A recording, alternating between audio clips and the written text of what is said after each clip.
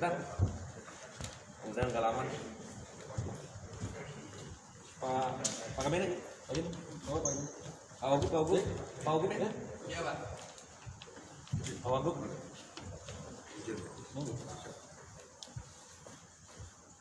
Mana Pak Wagub? Sebentar ya, sebentar. Pak Wagub. Pak Wagub. Oke. Baik, jadi assalamualaikum warahmatullahi wabarakatuh. Kami tadi rapat ya, Forkompinda Provinsi lengkap, Pak Kapolda, Pak Danrem, Pak Kabinda tadi Pak Kejati juga hadir, Pak Wagub bersama Bupati Wali Kota Sumatera Barat dengan Forkompinda Kota Kabupaten. Kesimpulannya PSBB Sumatera Barat diperpanjang hingga 7 Juni.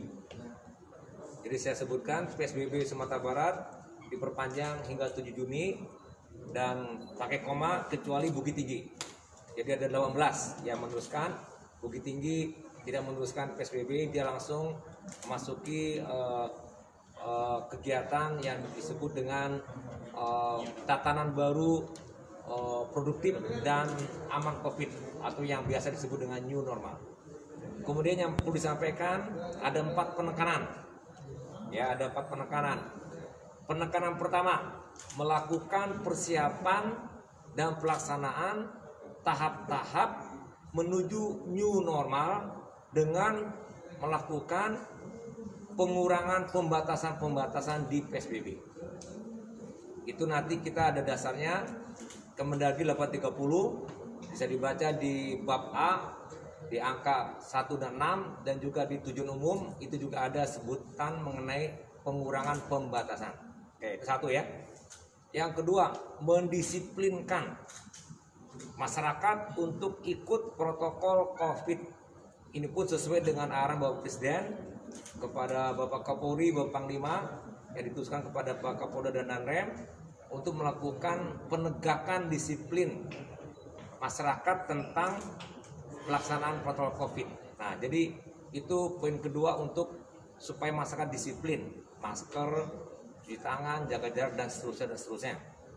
Itu juga penekanan yang kedua. Penekanan yang ketiga, melakukan persiapan maksimal dan juga melakukan kesiapan maksimal untuk sistem kesehatan, rumah sakit, laboratorium dan semua perlengkapannya dengan melakukan tindakan testing maksimal, tracking dan kemudian isolasi dan treatment perawatan. Itu poin ketiga yang mana kita harus mengendalikan. Jadi poinnya mengendalikan penyebaran COVID dengan memaksimalkan kerja-kerja di bidang tadi testing, tracking dan seterusnya. Itu yang poin 3. Jadi kita harus tetap mengendalikan penyebaran COVID ini dengan semaksimal mungkin supaya tidak tersebar. Nah, poin yang keempat, provinsi mendukung kota dan kabupaten yang akan melaksanakan secara cepat kegiatan new normal dengan mengikuti aturan yang telah dibuat diantaranya dari Kemenkes 328 dan Kemendagri 830. Nah, itu 4 poinnya. Alasan diperpanjang Pak? Alasan diperpanjang? Alasan diperpanjang banyak. Di antaranya kita masih RT ya, RT ini effective reproduction number 1.06 untuk hari ini. Jadi masih di atas 1 untuk provinsi. Tapi untuk kota dan kabupaten sebetulnya ada beberapa yang sudah di bawah 1. Pak, bagaimana dengan kan harapan dari pemerintah pusat, Sumbar termasuk yang diharapkan menerapkan new normal, Pak? Nanti konfirmasinya ke pusat itu seperti apa, Pak? Kami sudah bicara dengan pusat ya. Jadi kalau seandainya besok, lusa dan seterusnya, maka poin 1 tadi sudah siap kita laksanakan. Jadi kehendak pusat untuk kita segera new normal, bisa tanggal 1 Juni, 2 Juni, maka poin kesepakatan tadi nomor 1 sudah bisa mengikuti. Jadi tidak ada masalah. Di tanggal 7 Juni kan maksimal. Tapi poin 1 tadi kan sudah melakukan, ada persiapan, ada pelaksanaan tahap. Jadi udah langsung. Jadi kalau misalkan kawan-kawan kota kabupaten diarahkan tanggal 1 ya siapin semua tanggal 1. Poin 1 sudah disepakati. Jadi udah bagian dari kesepakatan dengan Bupati Wali Kota. Padang Panjang dan Pesel setuju perpanjang, kenapa Pak? Karena persiapan yang dilakukan belum maksimal juga. Makanya dia masuk kepada poin 1 yang tahap-tahap. Jadi bertahap dia sudah lakukan pelonggaran sekarang. Tapi belum seperti Bukit Tinggi. Secara bertahap. Ya, kan ada yang persiapan, ya kan, ada tahap-tahap pelaksanaan. Nah, itu dia. Jadi ada poin-poin yang kita memberikan ruang kepada kota kabupaten dengan situasi kondisi di daerah masing-masing untuk bagaimana dia bisa menyiapkan, karena Kemendagri 830 itu ada indikator pakai angka setiap persiapan yang harus kita lakukan. Tidak hanya sistem kesehatan, masyarakat, dan juga kondisi epidemi yang ada di daerah kita, itu ada hitungan-hitungannya. Nanti kalau seandainya hitungannya itu sudah memenuhi syarat, baru dia bisa keluar. Jadi tidak serta-merta, hanya kemauan dan semangat. Tadi juga dari pakar epidemiologi, jangan uji coba, jangan semangat tanpa harus melihat situasi yang sebenarnya. Pak, dibanding PSBB tahap 2, kegiatan apa yang dibolehkan di tahap 3 ini, Pak? Jadi tadi sebutkan poin 1 itu diberikan kebijakan kepada kabupaten kota untuk melakukan persiapan ke arah new normal. Di PSBB sebelumnya tidak ada itu. Nah, persiapan itu apa yang dilakukan? Di antaranya mengikuti arahan dari pusat, seperti contoh nanti Kemenak akan mengeluarkan peraturan yang tertulis secara lisan sudah disampaikan, membuka masjid dengan rekomendasi izin dari para camat. Tentu Bupati Wali Kota juga melakukan rekomendasinya. Nah, itu contoh. Dulu nggak ada, sekarang ada seperti itu. Pak, apakah Bukit Tinggi itu diberikan masa percobaan atau memang langsung atau bisa Tanggal 1 Juni udah langsung. 1 Juni? Ya. Berarti dibiarkan untuk berakhir karena sudah persiapannya sudah bagus ya Pak? Karena Bukit Tinggi sudah menyiapkan jauh hari dengan matang sehingga dia siap untuk langsung, tentu dukungan dari provinsi.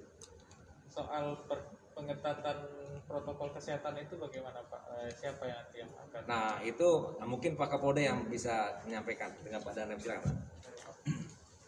Ya. Soal untuk pengetatan protokol kesehatan itu bagaimana nanti penerapannya Pak di lapangan?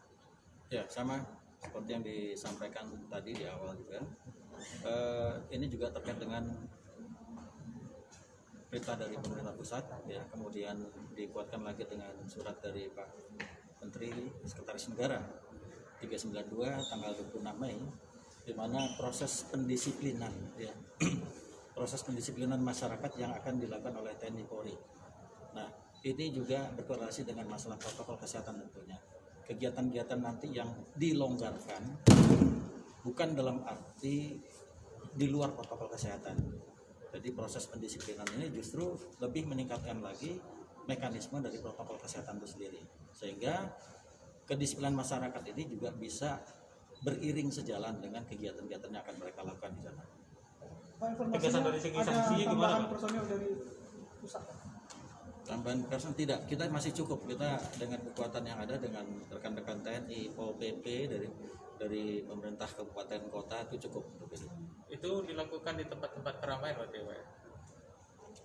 Tempat-tempat yang memang nanti disepakati oleh para bupati, wali kota, dan kita akan mendukung TNI Polri dan Pol PP untuk itu, ya.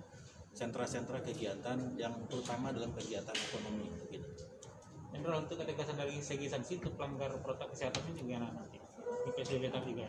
Bagaimana? Ketegasan dari segi sanksinya untuk pelanggar. Ketegasan sanksinya yang di awal sudah kami sampaikan, ya. Jadi ini kalau masih berkorelasi dengan masalah undang-undang wabah, undang-undang karantina, kemudian beberapa pasal-pasal di KUHP yang berkaitan juga dengan tidak mengindahkan larangan tugas yang sedang bertugas saat itu, mungkin dari kepolisian, TNI, dan Pol PP, itu artinya bisa diterapkan pada mereka yang melanggar. Pak Gu, bagaimana dengan pendidikan dan transportasi, Pak Gu? Jadi pendidikan itu kan sebetulnya kalau SD, SMP, SMA itu kan bulan Juli baru akan masuk secara resmi ajaran baru. Dan jadi nanti kalau kita saat ini dengan PSBB otomatis mereka masih libur di rumah. Nanti kita akan menunggu dari Kemendikbud membuat permennya atau Kepmennya yang secara umum dulu sudah dikeluarkan untuk belajar di rumah. Tapi kaitan dengan new normal masih menunggu. Tapi yang jelas tidak penting karena masih bulan Juli. Sekarang masih bulan Mei. Untuk transportasi tetap, karena transportasi itu kan untuk mencegah dan itu mengikuti protokol COVID kan. Jadi kalau protokol COVID dari mulai dulu dikeluarkan sampai sekarang sampai nanti ketemu antivirusnya baru berhenti. Paham maksudnya?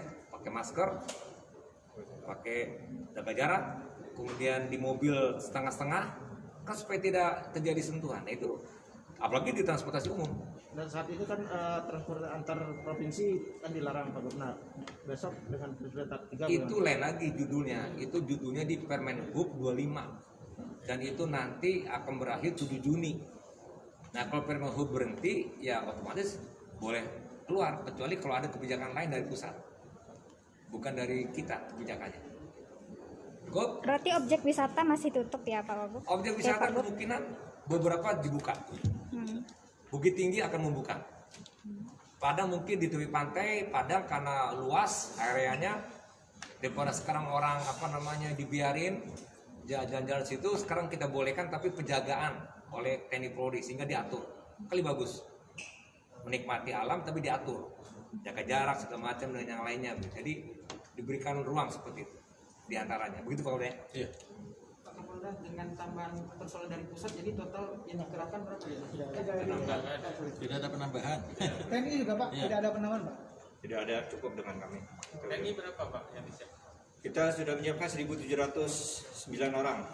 Jadi ya sementara sudah di lapangan sudah bersama-sama dengan kepolisian, dalam ini dengan Polda Sumatera Barat sudah ada sekitar 167 titik rencananya untuk tempat fasilitas umum keramaian yang mungkin diadakan penegakan disiplin kesehatan apa yang dikatakan Pak Gubernur. Pokoknya kami TNI dan Polri tetap mendukung pemerintah daerah dalam ini provinsi Pak Gubernur. Terima kasih. Ada lagi? Cukup pas.